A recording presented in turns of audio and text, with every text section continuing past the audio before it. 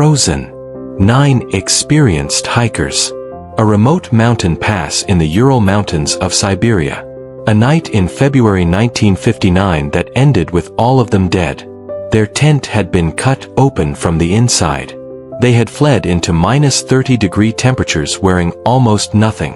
Some were found with fractured skulls and broken ribs, injuries so severe that Soviet investigators compared them to the force of a car crash. One was missing her tongue. No avalanche had occurred. No signs of struggle with another human being. No rational explanation has ever been confirmed. The Soviet government classified the investigation files. The case was closed. The official conclusion stated only that the hikers had died as a result of a compelling unknown force. A compelling unknown force. That phrase, vague, bureaucratic, and somehow more terrifying than any specific explanation, has haunted the Dyatlov Pass for over 60 years. 9 people walked into those mountains and never came back. And the truth of what killed them remains, despite decades of investigation, official inquiries, and competing theories, one of the most genuinely unsolved mysteries in modern history. Stay with us.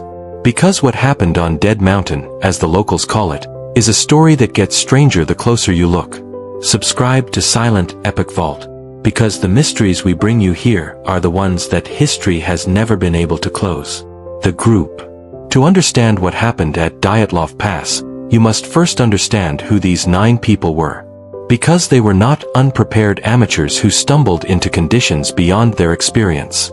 They were some of the most capable young hikers in the Soviet Union. Igor Dyatlov was 23 years old, a 5th-year student of radio engineering at the Ural Polytechnic Institute in Sverdlovsk, the city now known as Ekaterinburg.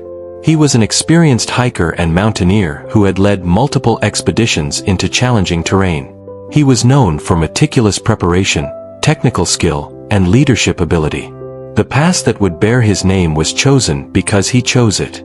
Zinaida Kolmogorova was 22, a fellow student at the Ural Polytechnic, experienced in winter hiking, well-liked and respected by the group.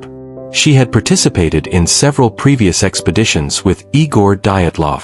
Rustam Slobodin was 23, an engineering graduate, physically strong, an experienced outdoorsman. Ludmila Dubinina was 20, a 4th-year economics student, and the youngest woman in the group, described by friends as energetic and enthusiastic. Yuri Doroshenko and Yuri Krivonischenko were both 21. Alexander Kolevatov was 24. Nicholas Thibaut Brignolel was 23, a geology student. Semyon Zolotaryov, the oldest member of the group at 37, was somewhat apart from the others in age and background. He was a war veteran who had fought in World War II, a professional hiking instructor, and had joined the group relatively late, replacing another member who had fallen ill. 10 people set out from Sverdlovsk. 1. Yuri Yudin turned back early in the journey due to illness. His decision to leave the group almost certainly saved his life. He lived until 2013, spending the rest of his life haunted by the question of what had killed his friends. The group's objective was Otorten, a mountain in the northern Urals, approximately 10 kilometers north of the pass where they would die. The route was classified as Category 3, the most difficult grade of Soviet hiking routes, appropriate for their experience level. They were fit. They were prepared. They were experienced. And they all died. The journey. The group departed Sverdlovsk by train on January 23, 1959. They traveled to the town of Ivdel, then by truck to the settlement of Vazai, the last inhabited place before the wilderness. From Vazai, they began their trek northward on January 27th. The journey progressed normally at first. The group's diary entries, which survived and were recovered with their equipment, describe ordinary hiking conditions. Cold temperatures. Hard going through deep snow. The routine difficulties of winter mountaineering in the northern Urals. On January 28, Yuri Yudin turned back, citing joint pain. He said goodbye to his companions and began the long journey home. The group continued northward. On February 1st, the day they died, though none of them knew it, they were attempting to cross through a pass in the Kholat Syakhl Massif. The name Kholat Syakhl translates from the Mansi language of the local indigenous people as dead mountain. The weather deteriorated. Wind and reduced visibility made navigation difficult. The group discovered they had drifted slightly off course. They had moved west when they should have continued north. Rather than descend into a more sheltered valley for the night, which would have required additional climbing the following morning, Igor Dyatlov made the decision to stop and make camp on the slope of the mountain itself. This decision has been analyzed endlessly by subsequent investigators. It was not irrational. Experienced mountaineers sometimes prefer to camp on a slope rather than lose elevation they will need to regain. But it placed the group on an exposed, wind-swept hillside, in conditions that were becoming dangerous. They pitched their large group tent on the slope. They prepared dinner. They settled in for the night. And then something happened. The discovery. The group had planned to send a telegram to their sports club in Sverdlovsk when they reached their objective, Otorten Mountain, and began their return journey. When no telegram arrived by the expected date, the sports club was not initially alarmed. Delays on difficult expeditions were common. But when days passed without any communication, concern grew. A search party was organized, initially consisting of student volunteers and staff from the Ural Polytechnic Institute, later joined by military personnel, police, and aviation resources. On February 26, 25 days after the group had died, search party members following the group's trail reached the campsite on the slope of Kholat Syakhl. What they found defied immediate explanation. The tent was partially buried in snow and damaged. But the most striking feature was immediately apparent. The tent had been cut open from the inside. Multiple cuts, made with a knife or sharp instrument, pushed through the fabric from the interior, had been made in the tent wall facing downhill. The cuts were large enough for a person to push through. The tent's interior contained all of the group's equipment. Their food, their warm outer clothing, their boots, their backpacks. Everything they needed to survive a Siberian winter night had been left inside the tent. Footprints, 8 or 9 sets, some in socks, some barefoot, some in a single boot, led away from the tent in an orderly fashion, downhill toward the tree line approximately 1.5 kilometers away. The footprints were the footprints of people walking, not running, not panicking, moving quickly but in control. At the tree line, investigators found the remains of a small fire. And the first 2 bodies, Yuri Doroshenko and Yuri Krivonischenko, were found near the fire, under a large cedar tree. Both were wearing minimal clothing, underwear, socks, no outer layers.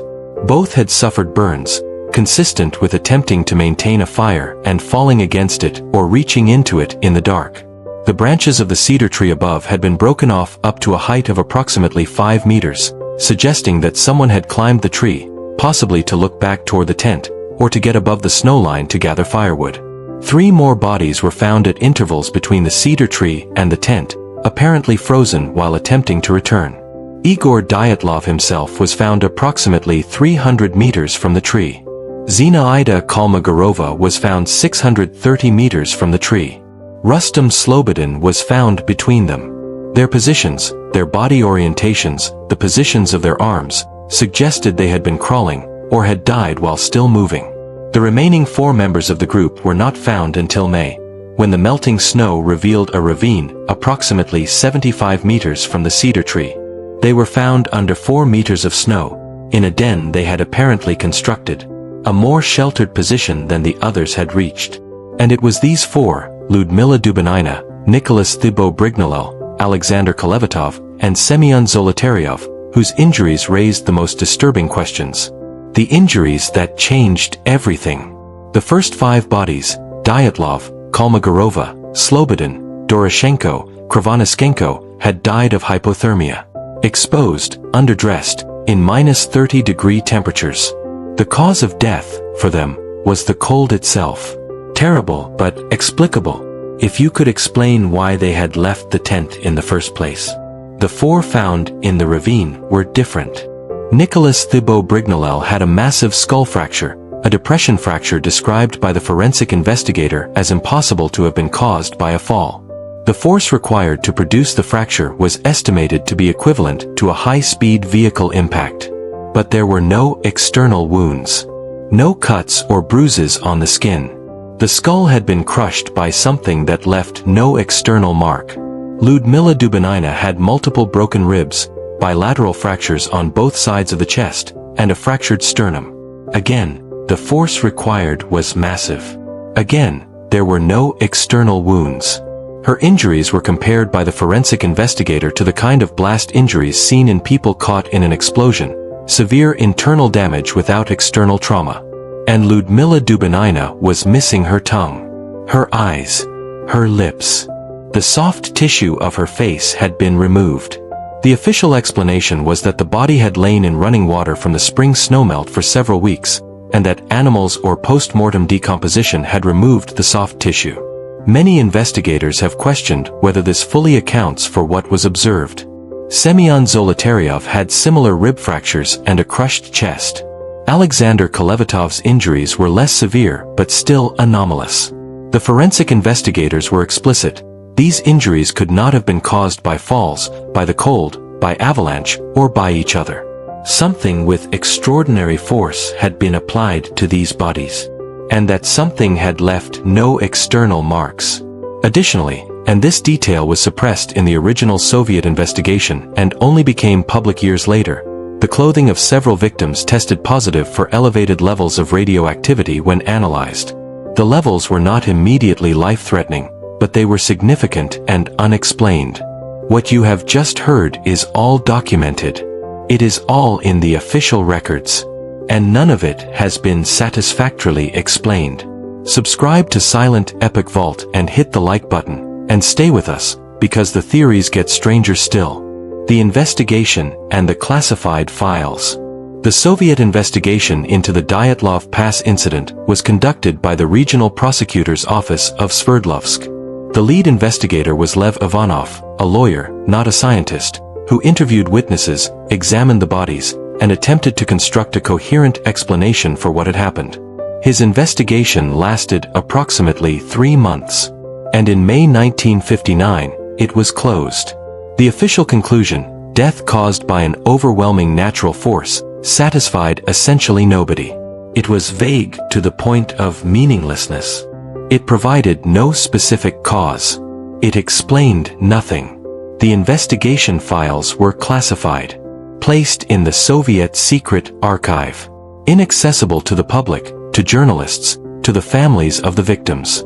They remained classified for over 30 years, until the collapse of the Soviet Union enabled their partial release. Even then, the released files were incomplete.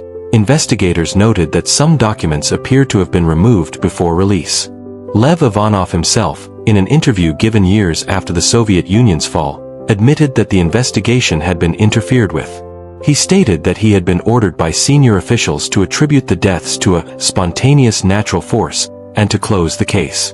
He said that he had personally witnessed phenomena near the pass, orange spheres of light in the sky, that he could not explain, and that other witnesses in the region had also reported. The interference with the investigation. The classified files. The incomplete document release. The testimony of the lead investigator about being ordered to reach a predetermined conclusion. Whatever happened at Dyatlov Pass, the Soviet government did not want the full truth to be known. The theories. What could have done this? In the 6 decades since the Dyatlov Pass incident, virtually every conceivable explanation has been proposed, investigated, argued over, and disputed. Some theories are mundane. Some are extraordinary. A few are genuinely disturbing. And none, not one, fully accounts for all of the evidence. The avalanche theory. The most commonly proposed official explanation, particularly in Russian investigations conducted decades after the original, is that a small avalanche or snow slab struck the tent, causing the hikers to cut their way out and flee downhill. There are elements of this theory that fit the evidence. Snow slabs, compact layers of snow that can detach from a slope and slide as a unit, can cause severe blunt force trauma without leaving external wounds. If a snow slab struck the tent while the hikers were inside, the pressure of the snow could account for the rib fractures and skull fractures sustained by those found in the ravine, who had likely gone back to the tent to retrieve supplies and been caught when a second slab released. In 2021, a group of Swiss researchers published a study in the journal Communications, Earth and Environment using modeling techniques normally applied to industrial accident analysis to show that a small, irregular slab avalanche was physically possible at the campsite location, even on a relatively gentle slope, given the specific conditions of that night. The Russian prosecutor's office, which reopened the investigation in 2019, concluded that an avalanche was the most likely explanation and closed the case again. But many investigators remain unconvinced. The slope at the campsite was not steep, approximately 23 degrees, considered by many mountaineering experts to be below the threshold at which slab avalanches typically occur. Search party members who arrived at the scene 25 days later observed no evidence of avalanche debris in the area of the tent. The footprints leading away from the tent were intact and orderly, not the chaotic aftermath of a sudden snow impact.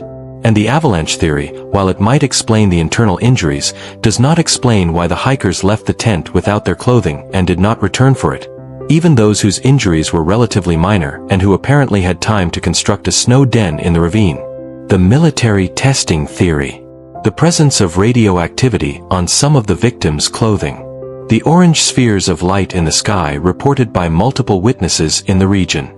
The Soviet government's decision to classify the investigation files and order a predetermined conclusion. These elements have led many researchers to propose that the Dyatlov group encountered, or was accidentally caught in, some form of Soviet military testing in the area.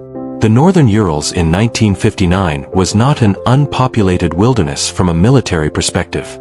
Soviet rocket and missile testing was conducted at various sites in the region. Parachute mine testing, experimental weapons that detonated above ground and caused severe pressure wave injuries, has been proposed as a possible explanation for the internal injuries without external wounds.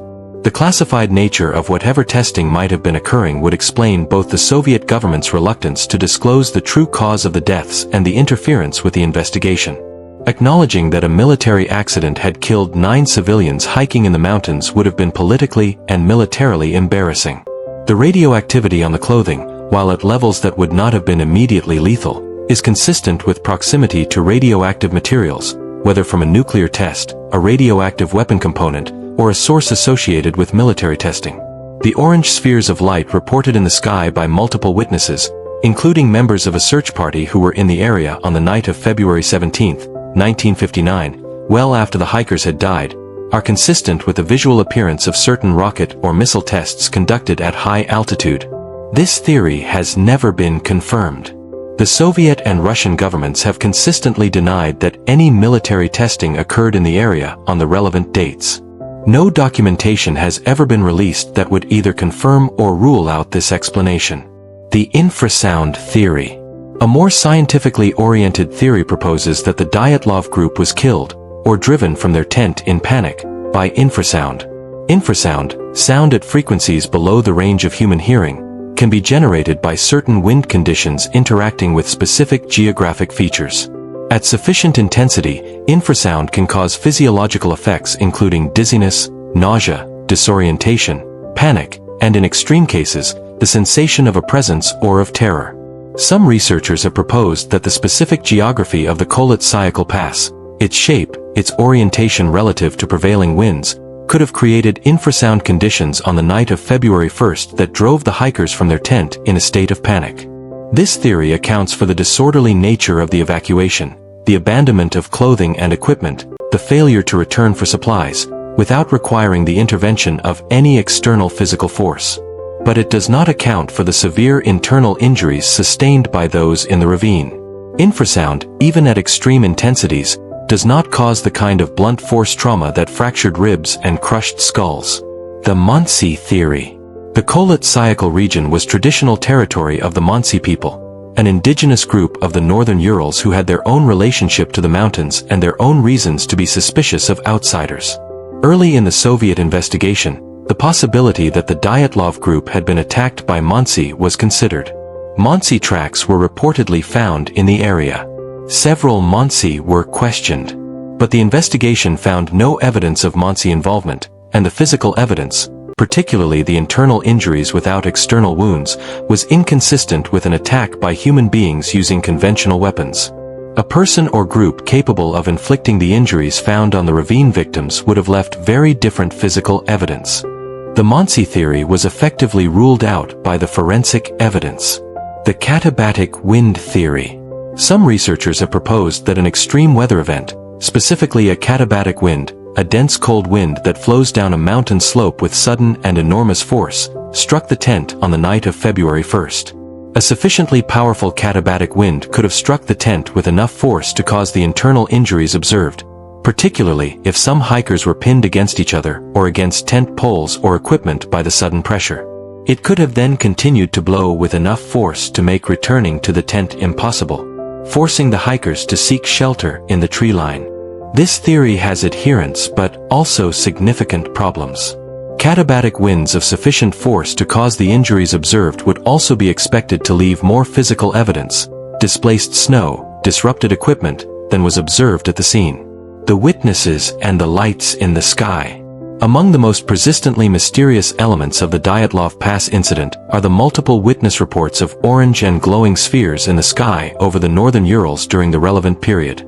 These reports come from multiple independent sources and are not easily dismissed. Members of a search party, experienced, sober military and civilian personnel searching for the missing hikers, reported seeing luminous spheres in the sky on the night of February 17, 1959. Their accounts were formally recorded in the investigation files. Students and faculty at the Ural Polytechnic Institute in Sverdlovsk reported similar observations on multiple nights in February 1959. A weather observer at a station in the region formally recorded observations of luminous moving objects in his official log. These are not anonymous rumors or folk tales. They are documented, contemporaneous reports from named witnesses, recorded in official files. The Soviet military has never acknowledged responsibility for any phenomenon that could account for these observations. No explanation has been officially provided. The luminous spheres, whatever they were real enough to be formally recorded by multiple independent witnesses. And they were present in the sky over the northern Urals at the time when 9 people died on a mountain below. The Kholat-Syakhl connection. The Monsi name for the mountain, Kholat-Syakhl, Dead Mountain, predates the Dyatlov incident by centuries. The Monsi had a traditional belief that the mountain was a place of danger, a place to be avoided. Their knowledge of the mountain's character was not based on the 1959 incident. It was based on something older. Whether the Monsi's traditional characterization of the mountain as deadly reflects genuine accumulated knowledge of dangerous conditions at that location, conditions that might have contributed to the 1959 deaths, or is simply the kind of local legend attached to any remote and inhospitable place is impossible to determine. But the coincidence that the mountain the Monsi called Dead Mountain was where 9 young people died under circumstances that have never been explained, has contributed to the persistent sense that Dyatlov Pass occupies a special category among historical mysteries. The reopened investigation. In 2019, 60 years after the deaths, the Russian prosecutor's office announced that it was reopening the Dyatlov Pass investigation. The announcement was welcomed by some as a sign that Russia was finally prepared to confront what had happened. The Dyatlov Foundation, an organization established by survivors of the expedition era to investigate the incident, had been pressing for a fresh official investigation for years. The 2019 investigation was conducted by experienced Russian prosecutors who traveled to the site, examined the original evidence, consulted with scientists and mountaineering experts, and considered the full range of theories. In July 2020, the Russian prosecutor's office announced its conclusion. The hikers had died as a result of an avalanche.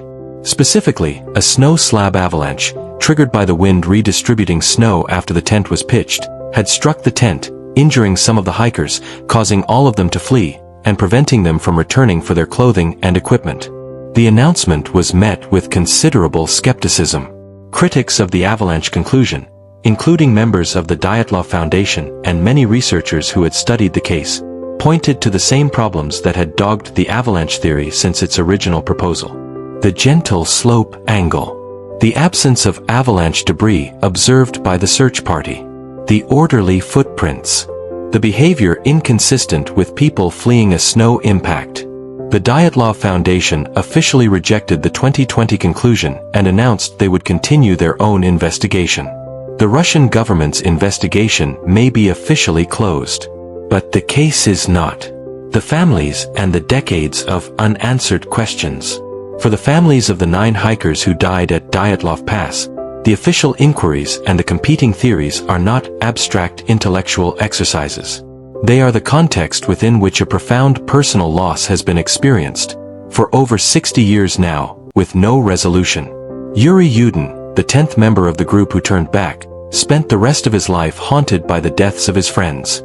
He participated in multiple investigations, examined evidence, considered theories, and died in 2013 without knowing what had killed the people he had hiked with in January 1959. The parents and siblings of the victims aged and died without answers. Their children and grandchildren continue to advocate for investigation. The Dyatlov Foundation, led in recent years by Yuri Kuntsevich, who attended the funerals of the victims as a child and has spent decades pursuing the truth, has been a persistent and determined voice demanding genuine investigation rather than official closure. What the families want is not complex. They want to know what happened. They want an explanation that accounts for all of the evidence. The cut tent, the abandoned clothing, the internal injuries, the radioactivity, the lights in the sky, the classified files, the suppressed investigation. They want someone, somewhere, with access to the full truth, to finally tell it. That has not happened. The cultural legacy. The Dyatlov Pass incident has become one of the most culturally significant, unsolved mysteries of the 20th century. Its combination of genuine historical documentation, Soviet-era secrecy, physical evidence that resists conventional explanation, and the human tragedy at its center has made it compelling to every generation that has encountered it. Books, dozens of them, in Russian, English, and multiple other languages, have analyzed the incident from every conceivable angle. The Russian investigative journalist Dani Ikar wrote Cold Mountain, a comprehensive English-language account of the incident published in 2013. The Russian author Anna Matveyeva wrote a novel inspired by the incident. The case has inspired films, documentaries, podcasts, and YouTube channels, attracting hundreds of millions of views and listeners worldwide. In Russia, the Dyatlov Pass has become a national story, something that Russians of a certain generation know as part of their shared history, and that younger Russians encounter with the same fascination as their counterparts in other countries.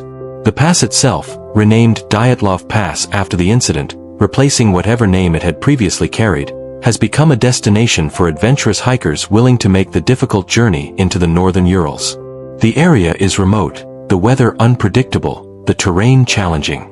And yet, every year, people make the journey, drawn by the same pull of mystery that has kept the Dyatlov incident alive in the global imagination for over 6 decades. A memorial to the 9 hikers stands in Mikhailovskoye Cemetery in Ekaterinburg, where several of them are buried. Their photographs look out from granite, young, smiling, impossibly young for what happened to them. They were students. They were hikers. They were 20-something people who loved the outdoors and trusted their skills and their leader and each other.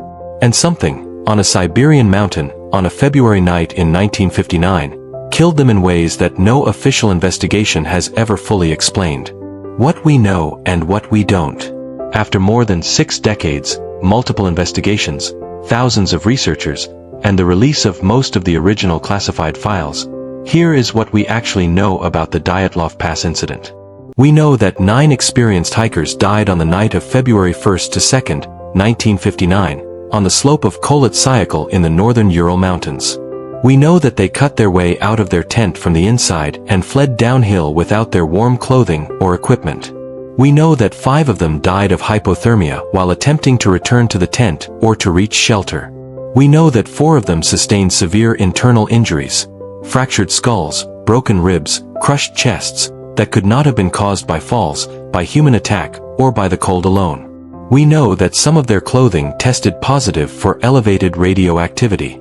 We know that multiple independent witnesses reported luminous spheres in the sky over the region on multiple nights in February 1959.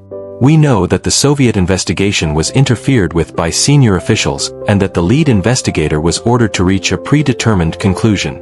We know that the investigation files were classified for over 30 years and that some documents appear to have been removed before the files were released. What we do not know is why they cut their way out of the tent. what they were fleeing from, what caused the internal injuries without external wounds, where the radioactivity came from, what the lights in the sky were, what the Soviet government knew that it did not want to disclose. These are not small questions. They are the questions at the heart of the mystery. And after 65 years, they remain unanswered. The 9 hikers who died at Dyatlov Pass were not legendary figures. They were real young people, students, friends, colleagues, who went into the mountains on an adventure that should have been one of the defining experiences of their young lives, and never came home. Whatever killed them, whatever compelled them to cut their way out of their tent and run into the Siberian night without their clothes, was real. It happened. 9 people experienced it and died. The world has been trying to understand it ever since. And Dead Mountain keeps its secret still. This has been Silent Epoch Vault, where the past speaks, and the truth refuses to stay buried. If this mystery reached something in you, like this video and subscribe to Silent Epoch Vault. Drop a comment. Which theory do you believe? What do you think happened that night? Share this with someone who loves an unsolved mystery. Every share helps us bring these stories to more people.